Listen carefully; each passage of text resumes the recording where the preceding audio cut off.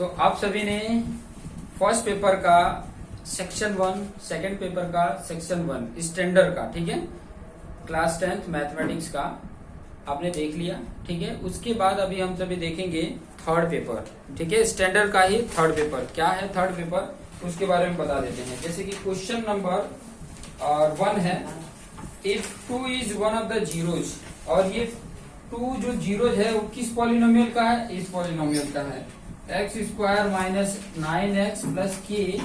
तो कह रहा है कि अगर 2 इसका जीरोज है तो के की वैल्यू बताइए। तो इसका मतलब p अगर 2 रखता हूं तो 0 आना चाहिए, तो x की जगह पे 2 रखो तो 2 स्क्वायर माइनस 9 इंटू 2 प्लस के इक्वल टू 0। यहाँ पे 4, 9 2 जा 18 प्लस के इक्वल टू 0। ये 4 प्लस और माइनस है तो सब्ट्रैक्ट होगा, 4 माइनस 18 कितना हो गया, माइनस 14, और प्लस के equal to 0। Minus 14 equal to इस साइड जाएगा तो प्लस 14 हो जाएगा। के की वैल्यू कितनी आ गई, 14, ठीक है। और यहाँ पर दिया है कि देन के इक्वल टू 14, तो इसलिए क्या है, ये ट्रू है, ठीक है, ट्रू है। क्वेश्चन नंबर 2 और आंसर ऐसे करके लिख लेना, ओके। तो क्वेश्चन नंबर 2 क्या बोल रहा है, the discriminant of the equation x square minus 3x, x square minus 3x minus 8 equal to 0। इसकी डी की वैल्यू बोल रहा है कि माइनस 23 है। अगर आ जाता है डी की वैल्यू इतनी तब तो ये ट्रू है, और नहीं आता है तो फॉल्स है।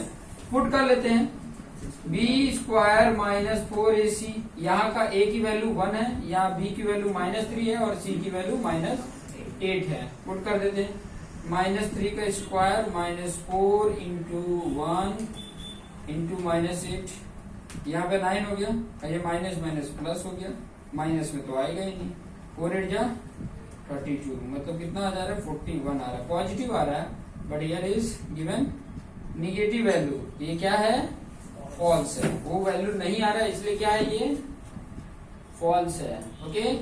क्वेश्चन नंबर 3 का आंसर देखते हैं। क्वेश्चन नंबर 3 क्या बोला है, क्वेश्चन नंबर 3 बोला है the mean of the first की नेचुरल नंबर, की फर्स्ट की नेचुरल नंबर का मीन, ठीक है, की नेचुरल नंबर का मीन मतलब कहां तक होगा, 1 2 3 4 5 डॉट डॉट डॉट डॉट के तक है, इसका मीन बोला है। तो मीन आपको मैंने टेक्निक बताया था, मैंने आपको बताया था कि मीन अगर x बार निकालना है तो क्या होगा, समीशन ऑफ इन सब का क्या होगा, समीशन होगा, कहां तक का, किस तरीके का होगा, समीशन करने के लिए तो ऐसे कर सकते हो, एस की, ठीक है, एस के अपॉन टोटल कितने हैं, के तक होंगे, 1 2 3 4 तक के आएगा, यही होगा ना total number, sum of the all number divided by total number, यही होता है मीन, मीन यही होता है। तो सम का फॉर्मूला क्या होता था, अभी n की जगह पे यहाँ पे k है ना,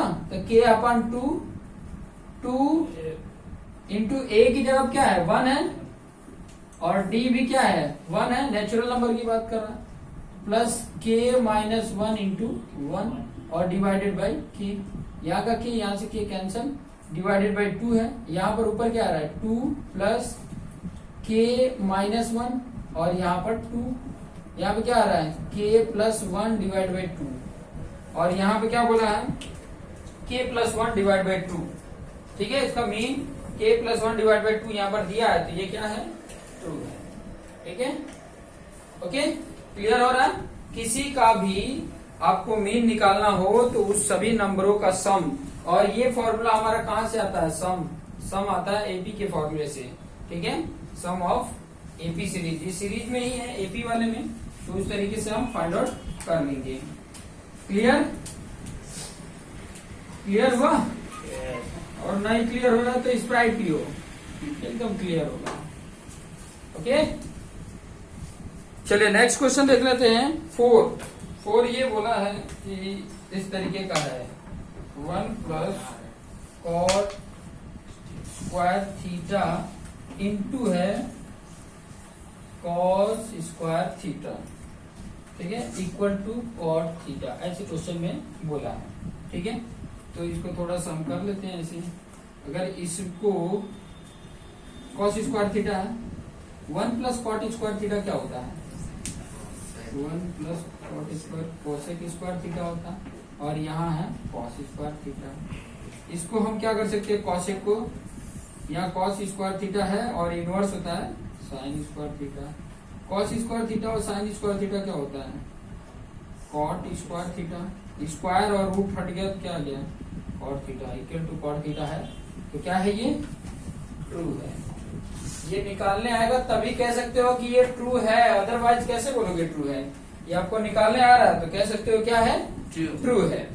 नेक्स्ट क्वेश्चन बोला है pi is a rational number. ये तो डायरेक्ट आप इसमें कुछ करना ही नहीं है, क्या लिख दोगे, फॉल्स लिखेंगे, क्योंकि पाई जो है उसकी डेसिमल एक्सपांशन जब देखोगे, डेसिमल एक्सपांशन, तो उसका एंड ही नहीं है, उसका कोई एंड नहीं है, वो टर्मिनेटेड नहीं है और रिपीटेड भी नहीं है। 6 नंबर बोला है the pair of linear equation this and this has infinitely many solution. आप देख सकते हैं यहाँ पर दिया है इनफाइनाइट मैनी सॉल्यूशन किसके होते हैं,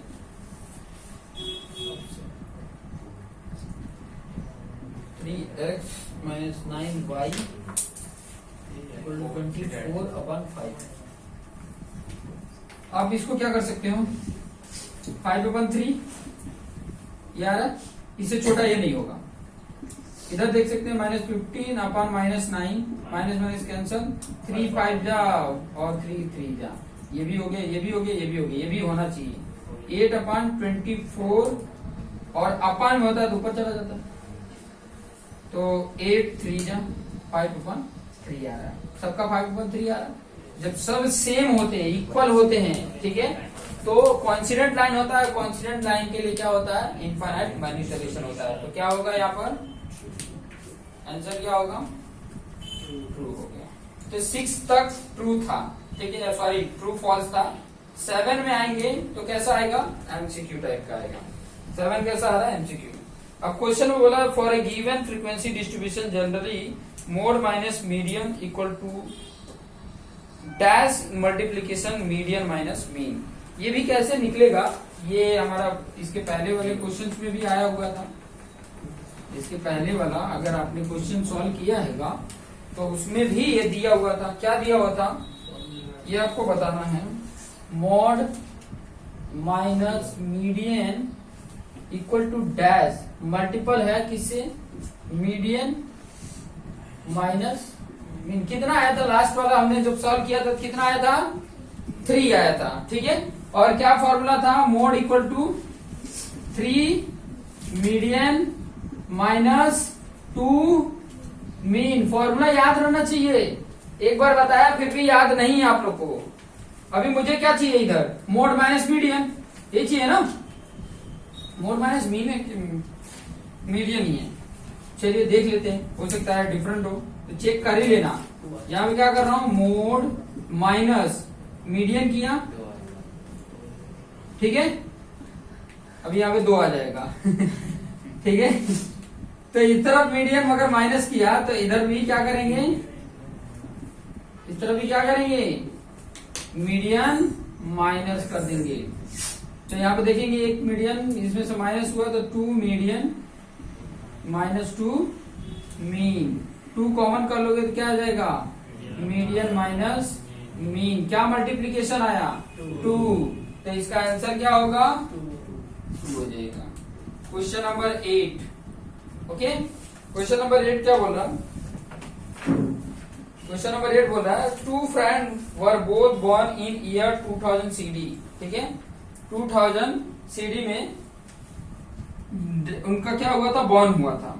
the probability that both of them have the same birth date, दोनों का बर्थ डेट सेम होने की प्रोबेबिलिटी क्या होगी, ठीक है। 2000 सीडी में जन्म हुआ है तो दोनों का बर्थ डेट सेम होने का, बर्थ डेट सेम होने की प्रोबेबिलिटी क्या होगा। सेम होने की बात कर रहा है, same birth date, same birth date कब आ सकता है, बर्थ डेट दोनों का सेम। देखो पूरा 365 डेज होता है, पूरा टोटल डेज क्या है 365, ओके, समझ में। अभी ये जो 2000 सीडी बोला है वो 2000 सीडी क्या होता है, 2000 आपको ये भी पता होना चाहिए कि ये लीप ईयर है या नॉन लीप ईयर है। तो ये कौन सा लीप ईयर है या नॉन लीप ईयर है कैसे पता चलेगा? जो भी ईयर दिया हो ना उसको 4 से डिवाइड करो। अगर कंप्लीट डिवाइड हो जाता है तो लीप ईयर है, अगर कंप्लीट डिवाइड नहीं होता है तो नॉन लीप ईयर है। और ये जो है वो कंप्लीट डिवाइड है 4 से, तो ये कौन सा होगा? लीप ईयर होगा। 66, ठीक है। और सेम डेज, दोनों का क्या होना चाहिए? डेज सेम होना चाहिए। तो कोई एक ही आएगा, पूरे डेज में कोई ना कोई तो एक ही आएगा ना। अलग होता तो कोई अलग आता, बाकी तो सिंगल सेम बोल रहा है तो सेम में कोई एक ही आ सकता है डेज। तो क्या आ जाएगा? 1/366 इज द राइट आंसर। ठीक है, ये चीजें ध्यान रखना चाहिए। 1/366 आपको ध्यान रखना चाहिए कि 365 आएगा या 366, ये आपको ईयर में 4 से डिवाइड करना। जो डिवाइड हो जाए वो क्या होगा? लीप ईयर होगा। जो 4 से डिवाइड नहीं है, जो डिविजिबल नहीं है, वो नॉन लीप ईयर है। और वो टोटल डेज क्या होता है? 365 डेज होता है। ठीक है, लगता है रात को सोया नहीं है, पढ़ रहा था, बहुत पढ़ा है। चलिए नेक्स्ट बोला है कोई प्रोबेबिलिटी होना, ध्यान से देखना, कोई प्रोबेबिलिटी होना माइनस कोई प्रोबेबिलिटी न होना, या माइनस दिया हुआ है। ध्यान देना, ये भी दोनों का एडिशन होता है, लेकिन यहाँ पे क्या दिया है? माइनस दिया है। और कितना है? 0.42। ये भी बहुत इंपॉर्टेंट है समझना कि यहाँ माइनस है, हालांकि होता क्या है? प्लस रहता है, तो दोनों का वैल्यू क्या आती है? 1 आता है। ये भी ध्यान रखना, फॉर्मूला है, दोनों का एडिशन क्या होगा? 1 होता है। क्वेश्चन में ये बोला है कि देन प्रोबेबिलिटी ऑफ PA, इसकी प्रोबेबिलिटी क्या होगी? क्लियर? होने की प्रोबेबिलिटी क्या होगी? अब यहां से देखो, थोड़ा सा आपको पता चलेगा। इसी की बात कर रहा है ना, इसका ही बात कर रहा है। हमें एक चीज ये पता है, ठीक है। अभी यहां से आपको क्या मिलेगा? यहां से अगर आप देखते हो तो PA की वैल्यू क्या मिल रही है? PA0 प्लस हो जाएगा इससे 0.42, ये इस तरफ जाएगा तो क्लियर। और यहां पर देखिए PA0 की वैल्यू क्या है? 1 माइनस PA, ये आ रहा है। इसमें कुछ रिलेशन बैठा सकते हैं, इसमें रख देना। PA0 की वैल्यू में क्या रखूं? क्या आ रहा है देख लेते हैं, कुछ तो आएगा। 1 माइनस PA, यही है ना, इक्वल टू 0.42, तो कैंसिल हो जाएगा। अच्छा, ये माइनस था, ये प्लस हो जाएगा। ठीक है, तो ये क्या हो गया? 2PA आ गया, और ये माइनस उधर जाके ऐड हो गया 1.42। तो PA equal to 1.42 divide by 2 कितना हो गया? 0.27 जा 14 और 2 बन जा 0.71, कितना आ जाएगा? 0.71 आ जाएगा। अच्छा, एक बार और फिर से लिख देता हूं कैसे आ रहा है। ठीक है, थोड़ा सा रफ करके यहाँ पे लिख रहे हैं। देखिए, ये फॉर्मूला हमारा हमें पता है, पता है। ठीक है, अभी ये PA की वैल्यू ये इस तरफ जाएगा तो 1 माइनस PA0 होगा। और हमें जो गिवन है उस पे देखिए, ये इक्वेशन 1 है, और जो दिया है क्वेश्चन में दिया है ये PA minus PA0 equal to 0.42। मैं इसकी जगह पे ये वैल्यू पुट कर सकता हूँ, सब्स्टिट्यूट कर सकता हूँ, तो मैंने वही सब्स्टिट्यूट किया है। 1 माइनस PA0 इक्वल टू 0.42, और जब ये माइनस ब्रैकेट हटाऊंगा तो क्या आ जाएगा? माइनस का ये -1 और minus minus plus PA0 equal to 0.42। और यहाँ पे देखेंगे तो PA और नॉट नहीं आएगा ना, नॉट की जगह पे ही तो ये पुट किया है, क्या आ रहा है? तो PA इसको इधर ट्रांसफर किया, 1 PA आ जाएगा, नॉट नहीं होगा। ठीक है, तो ये क्या हो जाएगा? 2PA आ जाएगा, और -1 उधर जाके ऐड हो जाएगा तो 1.42, और ये 2 डिवाइड हो जाएगा, 1.42 डिवाइड बाई 2 करेंगे तो 0.71 आ जाएगा। क्लियर? क्लियर? तो ये आंसर आ जाता है। क्वेश्चन नंबर 10 कर लेते हैं। अच्छा, अगर नहीं दिखेगा तो बता देना कहां से नहीं दिख रहा है। ठीक है, नहीं दिखे तो ठीक है, ये क्लियर हो गया होगा। इस तरीके से आप सोल्यूशन भी बता सकते हो। अगर यही क्वेश्चंस को 2 मार्क्स में पूछ दिया तो ऐसे सोल्यूशन करके बता सकते हैं। ओके, ये टेक्निक है। हालांकि हर एक क्वेश्चंस को 1 मार्क के क्वेश्चंस को वो 2 मार्क्स बना सकता है, उसके ऊपर है, ठीक है। तो उसको सॉल्व कैसे करना है वो भी टेक्निक मैं यहाँ पे सिखा ही रहा हूँ, ताकि आपको आइडिया भी मिल सके और आपको समझ में भी आ सके। क्लियर। नेक्स्ट क्वेश्चन है क्वेश्चन नंबर 10। क्या बोल रहा है, ये दिया है 12x plus 23y equal to 58 एक दिया है, और एक दिया है 23x plus 12y equal to 47। कह रहा है x plus y equal to क्या होगा, क्या बोला, x plus y equal to 1। Clear, यही बोलना। अच्छा, एक चीज और आप नोटिस करोगे, इन दोनों का एडिशन और इन दोनों का एडिशन सेम होगा। ऐसे क्वेश्चन में ऐसे ही आता है, जब भी x प्लस वाई पूछेगा ना, तो आप बैठे वो लीनियर इक्वेशन, एलिमिनेशन मेथड वो सॉल्व नहीं करने जाओगे। आप देखोगे तो ऐसे ही क्वेश्चन देगा, इसलिए मैं आपको यहाँ पे बता भी रहा हूँ। इन दोनों का एडिशन और इसका एडिशन सेम होगा। देख लो, 2 3 5 और 1 2 3 35 इसका भी आ रहा है, इसमें भी देख लो 3 2 5 और 1 2 3 35। तो इन दोनों को मैं क्या कर रहा हूँ, सम कर रहा हूँ। सम करूंगा तो ये भी 35x और ये भी 35x, और इनको ऐड करोगे तो 7 8 15 1 आया, ये आ गया, हाँ y आएगा। तो इन दोनों में से 35 कॉमन कर लिया, x प्लस वाई यहाँ बचा, यहाँ 105 है। 35 को डिवाइड कर देते हैं, तो x plus y equal to 105 divide by 35। ये कितनी बार में, 3 बार में जाएगा, तो वैल्यू कितनी आ गई x प्लस वाई की, 3। तो यहाँ पे लिख देंगे 3। क्लियर, ऐसे ही देता ही है। तो ये सब चीजें नोटिस करनी होती है, नहीं तो आप इसी 1 मार्क के क्वेश्चन के लिए आप सॉल्व करने जाओगे लंबा प्रोसेस, एलिमिनेशन मेथड या क्रॉस मल्टीप्लीकेशन मेथड, तो आपको बहुत ज्यादा इसमें 1 मार्क्स के लिए आपको ज्यादा टाइम देना पड़ेगा। तो यहाँ पे कितना टाइम लगा, जब भी ऐसे पूछे तो x और y सेपरेट पूछे तब अलग बात है कि एलिमिनेशन मेथड आप सॉल्व कर सकते हो। उसमें भी कुछ ना कुछ लॉजिक दिया ही होता है, यही लॉजिक तो हमें सीखना होता है। यही लॉजिक हमें सीखना होता है कि मैं 1 मार्क्स क्वेश्चन के लिए मैं कितना समय दे रहा हूं, कितना ज्यादा समय दे रहा हूं, वो भी ध्यान में रखना होता है। चलिए, तो यहाँ पर ये क्वेश्चन था कि एक वैल्यू है आपका a और 0 है, दूसरी वैल्यू 0 b है, और c जो दिया है 1 1 दिया है। ये क्या है, कोलिनियर है। क्या कैसे है, कोलिनियर है। तो इसकी वैल्यू आपको बताना है कि क्या होगा, ठीक है। तो इसकी वैल्यू फाइंड आउट करने के लिए कोलिनियर के लिए एक तो ये होता है कि 2 को एडिशन करके 2 डिस्टेंस की वैल्यू तीसरे डिस्टेंस के इक्वल होना चाहिए। 2 डिस्टेंस की वैल्यू का सम तीसरे के इक्वल होना चाहिए। और एक और है, अगर कोलिनियर है, अगर एक ही लाइन में, तो ट्राइंगल फॉर्म ही नहीं करेंगे, और तो ट्राइंगल का एरिया क्या हो जाएगा, 0 हो जाएगा। मतलब इससे बनने वाला ट्राइंगल का एरिया क्या होगा, 0 होगा। इस तरह के लिख सकते हैं, ट्राइंगल अगर ABC है तो triangle ABC equal to area of triangle ABC equal to 0 होगा। और इसका फॉर्मूला क्या है, आप लोगों ने पढ़ा ही है।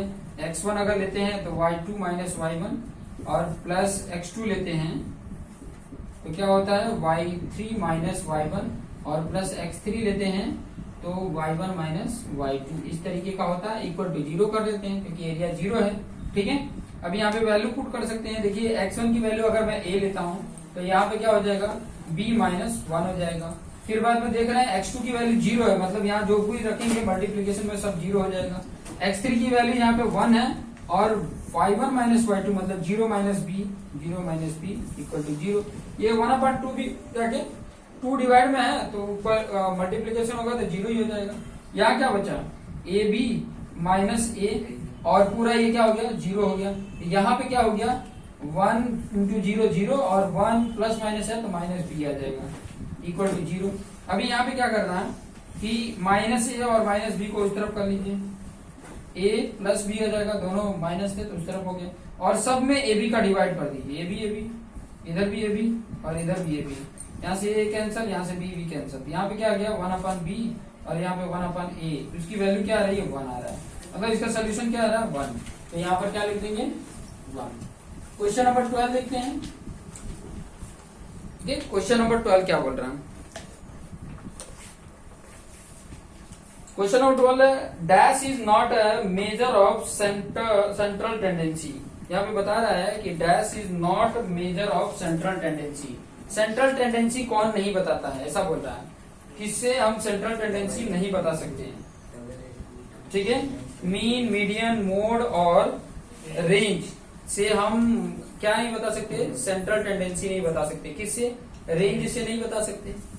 सेंट्रल टेंडेंसी तीनों बताता है, मोड, मीडियन और mean, but range central tendency नहीं बताता है। वो बताता है कि यहाँ से यहाँ तक है, यहाँ के यहाँ तक के बीच का है वैल्यू, ठीक है।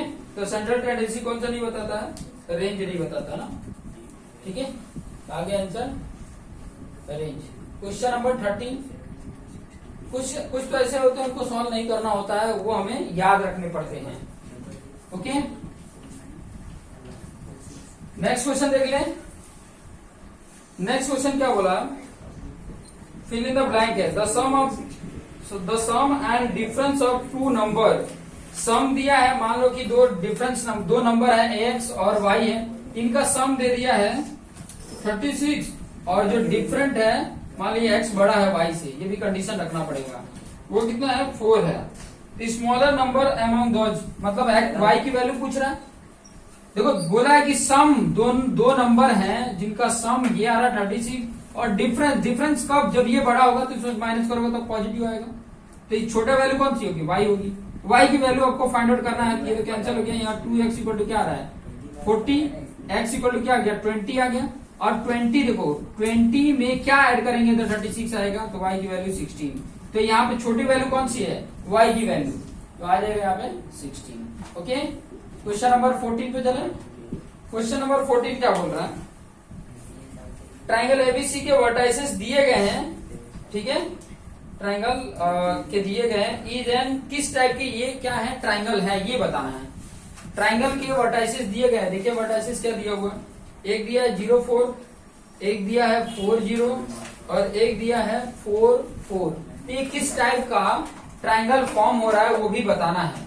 तो मैं यहाँ पे बता सकता हूँ, देखिए इस तरीके का अगर ग्राफ बनाते हैं, 0 4 मतलब यहाँ 1 2 3 4 5, ये 4 0 4 यहाँ पे एक आएगा, 4 0 यहाँ पे आएगा, और एक 1 2 3 4 यहाँ पे 0 4 आएगा, और एक आएगा इनके जस्ट बीच में 4 और 4 का।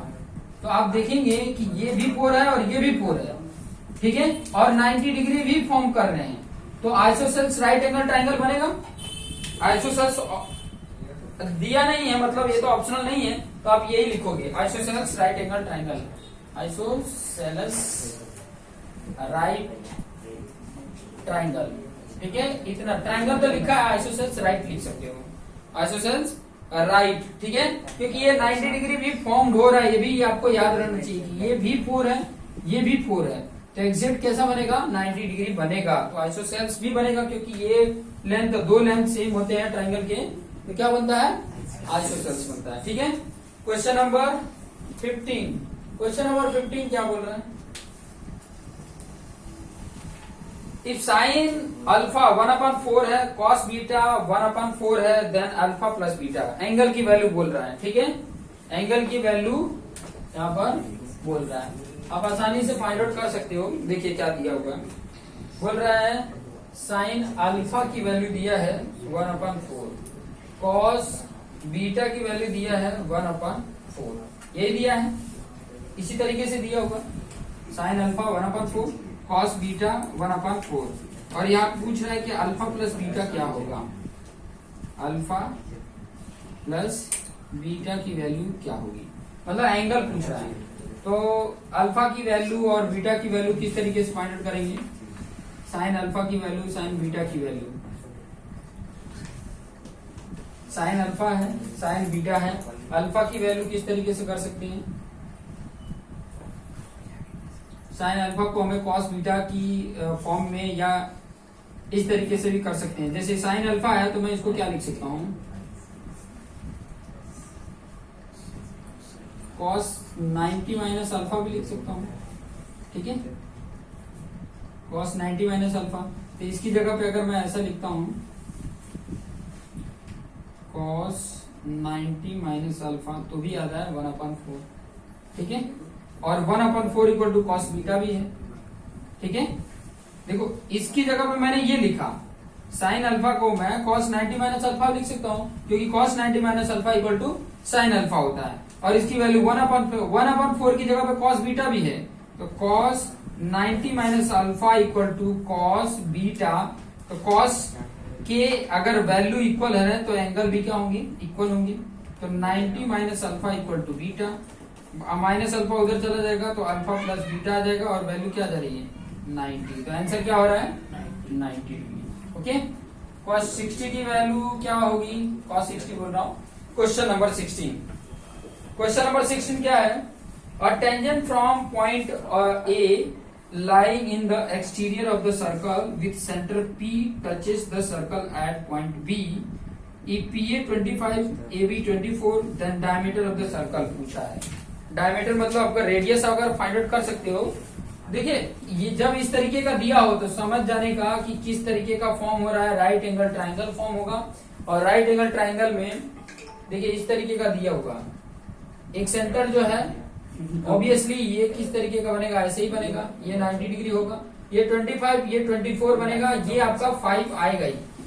सॉल्व करोगे तो कितना आएगा, ये 25 का स्क्वायर माइनस 24 का स्क्वायर, हाँ 7 आएगा, 7 आएगा। आर की वैल्यू कितनी आ जाएगी, 7 आ जाएगी। यहाँ सॉल्व करके तो नहीं बताना होता, लेकिन फिर भी अब बता दोगे तो और बेटर है। ये 625 आएगा, ये 576 होता है ना, तो आई थिंक 49 में आ जाता है, इसमें से 24 आई, ये 25 49, और इसकी वैल्यू आर स्क्वायर की वैल्यू है तो आर की वैल्यू कितनी आ जाती है, 7 आ जाती है। आपको चाहिए डायमीटर डी की वैल्यू, तो डी इक्वल टू क्या होता है 2r इक्वल टू 2 इंटू 7 कितना आ जाएगा 14, कितना आएगा 14 आ जाएगा। क्लियर हो रहा है, यहाँ ध्यान नहीं दोगे ना तो फिर बाद में वही होगा कि फिर से आपको वीडियो देखने पड़ेंगे।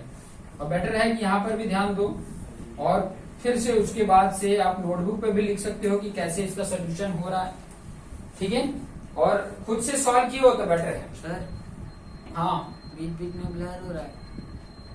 हाँ बीच में ब्लर हो रहा है क्योंकि हमने उसको लॉक रहेगा तो नहीं होगा, अभी लॉक है, ठीक है। चलो 70 number, the sum of a number and its reciprocal is 10/3। मतलब कोई नंबर है ए है, कोई नंबर ए है और उसका रेसिप्रोकल क्या होगा 1/a। वो क्या है, इनका सम, नंबर का रेसिप्रोकल के साथ सम करते हैं तो 10/3 आता है।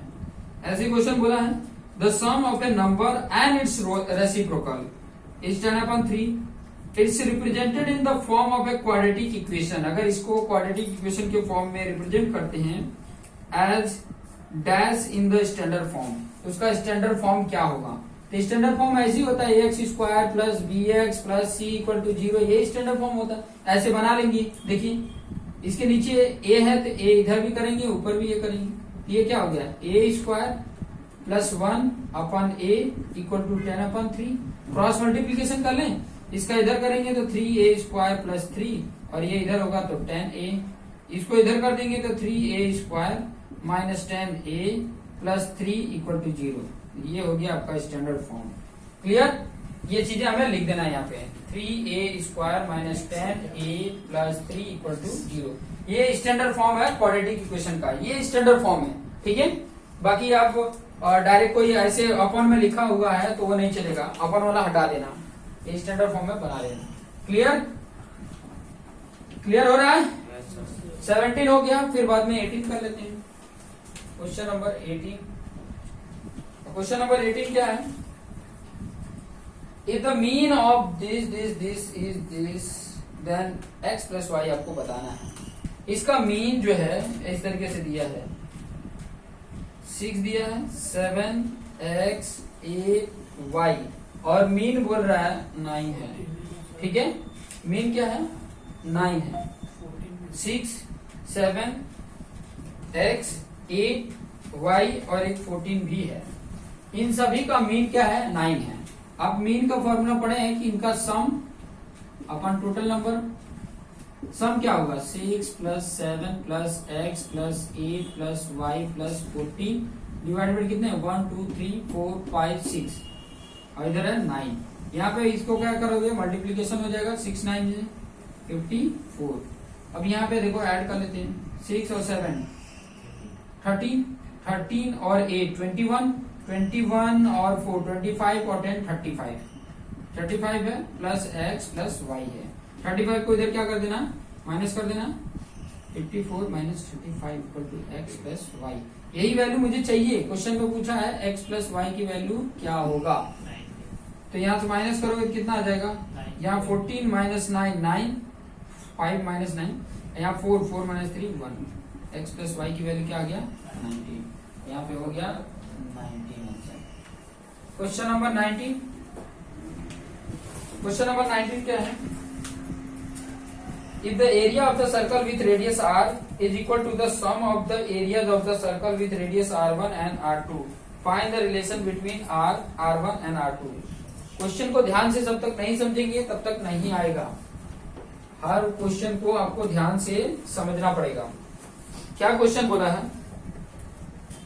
If the area of the circle with radius r, कोई एक सर्कल है जिसका रेडियस क्या है r है, is equal to the sum of the areas of the circle, इसका एरिया, एरिया की बात कर रहा है, वो क्या है area radius 1 plus area radius 2। तो r1 और r2 के बीच में रिलेशन बताना है। तो यहाँ पे पाई r स्क्वायर, यहाँ पाई r1 स्क्वायर, यहाँ पाई r2 स्क्वायर, यही होगा, सब सर्कल ही। पाई सब में common, r2 square equal to r1 square plus r2 square, ये रिलेशन दिखा सकते हैं। ठीक है, सिर्फ यही लिख देना, r square equal to r1 square plus r2 square. Clear. Question number 20 का क्या सोल्यूशन होगा, if the radius of the sphere is increase by 10%, by what percent does its volume increase. ध्यान से समझना, रेडियस को स्फीयर का 10% increase हो रहा है, मतलब पहले r स्मॉल था, पहले स्मॉल r था, ठीक है, मान लो capital R equal to R है, R1 अब R2 हो गया है, तो कितना हो गया 10% इंक्रीज होना, मतलब 1.1 R। पहले R था 10%, पहले 1 R था, 10% बढ़ना मतलब 10% कितने को बोला जाता है 0.1 हो रहा है वैल्यू में, 0.1 वैल्यू बढ़ रहा है, यहाँ 1 था 0.1 बढ़ गया है तो 1.1 R हो गया। ठीक है, अभी पहले आता अगर 4/3 पाई r1 क्यूब, ये आता वॉल्यूम, फर्स्ट वाला वॉल्यूम। दूसरा वॉल्यूम क्या होगा 4/3 पाई r2 क्यूब होगा, r2 की जगह पे पुट करते हैं वैल्यू 1.1 r1 का क्यूब, यही हो रहा है। स्मॉल r यहाँ पे आता है, ये स्मॉल r समझ लो। ठीक है, अब यहाँ पे 1.1 का क्यूब क्या होता है, ये होता है 1331 होता है। ठीक है, पॉइंट के बाद हर पॉइंट के बाद एक 3 आएगा तो 1 2 3 इतना आ जाएगा, इतना r होगा 4/3 पाई r। तो ये वाला पार्ट, इतना पार्ट तो मेरा पहले का था ही, बढ़ा कितना है इतना, एक में से इतना बढ़ा है, मतलब परसेंटेज कितना बढ़ा है 33.1% बढ़ गया, 33.1% इंक्रीज होगा, 33.1% इंक्रीज हो जाएगा। क्लियर, ये वैल्यू होगी, वैल्यू को 100 से मल्टीप्लीकेशन करेंगे तो कितना हो जाएगा 33.1। ठीक है, 0.331 का 100 से मल्टीप्लीकेशन करोगे तो 33.1% में आ जाएगा। तो ये इस तरीके से एरिया में करें तो स्क्वायर होता है तो स्क्वायर करेंगे, यहाँ 1.1 का स्क्वायर करोगे तो यही आएगा 1.331। ठीक है, स्क्वायर बोला क्यूब, यहाँ पे क्यूब करना है ना। ऐसे बेसिक में भी क्वेश्चन आते हैं, ऐसे बेसिक में भी क्वेश्चन आते हैं। अब क्वेश्चन नंबर 21 क्या है, question number 21, a number is selected at random from the single digit natural number. Single digit natural number क्या होंगे 1 2 3 4 5 6 7 8 9। ठीक है, 1 से रहेगा, 0 से नहीं रहेगा क्योंकि होल नंबर में आता है। फिर आगे बोला है find the probability that selected the number is a multiple of 3। Multiple of 3 कौन से होंगे, 3 होगा, 6 होगा, 9 होगा, बस। तो इसका प्रोबेबिलिटी क्या आ जाएगा 3/9, क्या आ जाएगा 1/3। तो प्रोबेबिलिटी कितनी आ जाएगी 1/3 तरीके से लिख लेना। Clear. Question number 22, question number 20 बोला है, तो probability that Arya score 45 marks in a 50 marks test. ये क्वेश्चन पहले भी आ चुका है, ठीक है। आर्या ने स्कोर किया, find the probability that Arya score 45 marks in a 50 marks test. Arya ने स्कोर किए हैं कितना? 45 मार्क्स, बस इतना ही बोला है, मोर देन लेस देन कुछ बोला ही नहीं है। तो 45 आने की प्रोबेबिलिटी कितनी है? सिंगल 1 है, और टोटल कितने हैं? 51 है। टोटल 50 है ना, 51 है? 50 जीरो भी रहेगा, जीरो नहीं रहेगा रहेगा ना, तो 51 हो गया, ठीक है। अरे आने की प्रोबेबिलिटी टोटल पॉसिबल आउटकम क्या हो सकते हैं? 0, 1, 2, 3, 4 से लेके 50 तक है, कुछ भी आ सकते थे। ये टोटल पॉसिबल आउटकम थे, और आया क्या? सिर्फ 45 आया। तो 1 एंड 1 सिंगल आया, तो 1/51 इज द राइट आंसर। फिर उसके बाद से क्वेश्चन नंबर 23 का आंसर क्या बोला है? State the smallest positive integer, सबसे छोटा पॉजिटिव इंटीजर की बात की है, which is divisible by 28 and 63। देखो 28 और 63 का सबसे छोटा डिविजिबल नंबर, ठीक है, जीसीडी भी बोला जाता है, ठीक है, जीसीडी भी बोला जाता है। सबसे छोटा जो डिविजिबल हो और इंटीजर हो, पॉजिटिव इंटीजर हो, मतलब क्या होगा? इसकी वैल्यू क्या होगी? डिविजिबल हो, डिविजिबल सबसे छोटा हो, लेकिन क्या हो? इनसे डिविजिबल। यही पूछा ना, ये डिविजिबल है कि इनसे डिविजिबल हो? डिविजिबल बाय 28 और 63, तो आपको एलसीएम निकालना पड़ेगा। सबसे छोटा जो डिविजिबल होगा, लीस्ट कॉमन मल्टीपल आपको चाहिए, तो एलसीएम कैसे निकालेंगे? इस तरीके से 2 से कितनी बार में जा रहा है? 14 बार में, और ये नहीं जाएगा। फिर 2 से ये 7 बार में जाएगा, और ये नहीं जाएगा। फिर 7 से करोगे तो ये 1 बार में, ये 9 बार में। 3 से ये आएगा, 3 3 जा 9, 2 2 जा 4, 4 7 जा 28 into 9, 9 8 जा 72, और 9 2 जा 18, और ये 7 25, 252 होगा। सबसे छोटा यही नंबर है जो 28 और 63 के टेबल में आ जाता है, ठीक है। इससे छोटा कोई नंबर नहीं है जो दोनों के टेबल में आ जाएगा, ठीक है। क्लियर हो गया? तो ये आंसर हो जाएगा। ये सबसे छोटा इंटीजर है। छोटा सा छोटा जब भी पूछे तो एलसीएम, बड़ा से बड़ा जब भी पूछे तो एचसीएफ, ठीक है। ग्रेटेस्ट जब भी पूछते, बड़ा से बड़ा नंबर हो बताओ जो इससे डिविजिबल हो, छोटा से छोटा नंबर बताओ जो इससे डिविजिबल हो, तो एचसीएफ। ओके, क्वेश्चन नंबर 24 और सेक्शन ए का लास्ट क्या बोला है? In what ratio does the x-axis divide the line segment this and this? ये दोनों लाइन को x-axis किस रेशियो में डिवाइड करेगा? सेक्शन फॉर्मूला अप्लाई करेंगे। मान लो m1 और m2 रेशियो में डिवाइड कर रहा है, m1 m2 में डिवाइड कर रहा है। ये a है और ये b है, ये पहले ये दूसरा है, ठीक है। तो आप सेक्शन फॉर्मूला में देखोगे तो x-axis पे है तो प्लस माइनस x होगा, और y क्या होगा? 0 होगा। और यहाँ पे क्या आ रहा है? मैं x वाली वैल्यू नहीं लिख रहा हूँ, मैं सीधा डायरेक्ट कौन सा लिखूंगा? y वाला लिखूंगा। y वाला क्या होगा? m2 जब लिखता हूँ तो y1 लिखूंगा 6 और प्लस m1 लिखूंगा तो -8 divided by m1 plus m2। ये 0 के इक्वल कर लेंगे, ये वाला पार्ट 0 क्या आएगा? 6m2 -8 m1 equal to 0। इसको इधर कर लेते हैं, 6m2 8m1, m2 इधर कर लेते हैं, 8 इधर कर लेते हैं, 6/8 इक्वल टू m1/m2। ये क्या हो गया? 2 से 2 3 जा 2 4 जा 3/4 m1/m2, 3/4। इस रेशियो में ये लाइन को एक्स एक्सिस डिवाइड कर रहा है। तो इस तरीके से आपको सॉल्व करना है। ये 24 क्वेश्चंस आपके सामने हैं। इन 24 क्वेश्चन को इसी तरीके से आसानी से सॉल्व कर, थोड़ा रिपीट करके एक बार भी रिवीजन के टाइम पे भी देख लोगे तो आपको आसानी से समझ में आ जाएगा कि किस तरीके से। 24 मार्क्स आ गया मतलब बाजी आपने जीत लिया, ठीक है। यहाँ से 24 मार्क्स आपने गेन कर लिया तो बाजी जीत गए। ये 24 मार्क्स गेन कैसे करना है वो आपको आना चाहिए टेक्निक, ठीक है। तो ये कर लेना।